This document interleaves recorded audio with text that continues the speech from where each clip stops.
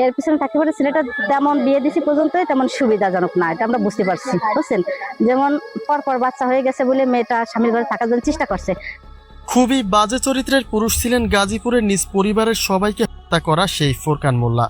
ঘরের স্ত্রীকে বঞ্চিত করে পরনারীদের নেশায় মেতে উঠেছিল সে। শ্বশুর বাড়িতেও রয়েছে তার বাজে চরিত্রের রেকর্ড। জামাই যে সুবিধার নয় যেটা বুঝতে পেরেও নিরুপায় হয়ে ফোরকানের ঘরে মেয়েকে রেখেছিল শারমিনের বাবা মা।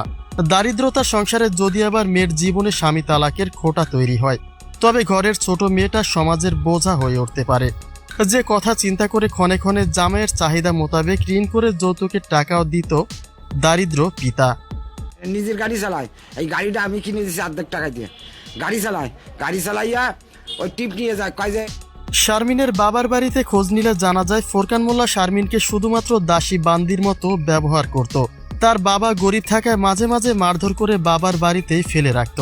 যেহেতু শারমিনের বাবার টাকা পয়সা নেই, সেক্ষেত্রে সে কোনো লিগ্যাল স্টেপ নিতে পারবে না জেনে শারমিনের সঙ্গে যা খুশি তাই করত। এছাড়াও পরপর 3টি কন্যা সন্তান জন্মের পরে আরও বেশি বেপরোয়া হয়ে ওঠেন ফোরকান মোল্লা। সে তখন সরাসরি বলতে শুরু করে যে তার বউ দরকার। শারমিন যেন তার 3 কন্যাকে নিয়ে বাড়ি ছেড়ে চলে যায়।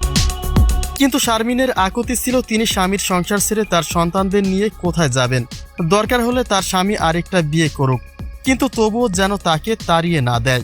3টে মেয়ে নিয়ে হয়, 3টে মেয়ে নিয়ে আমি কই যাবো? তুমি বিয়ে করবো, তুমি আলাদা বিয়ে করে থাও, আমিও থাই। 3টে মেয়ে নিয়ে কোন জায়গায় যেতে দাঁড়াবো?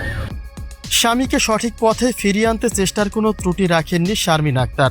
এমনকি তাকে যেদিন ফোরকান মোল্লা হত্যা করে সেদিন নতুন শাড়ি চুরি ও গয়নাগাটিতে মোড়ানো ছিল শারমিনের নিথর দেহ। অর্থাৎ তিনি হয়তোবা সেদিনও স্বামীকে মন প্রাণ উজাড় করে ভালোবেসেছিলেন।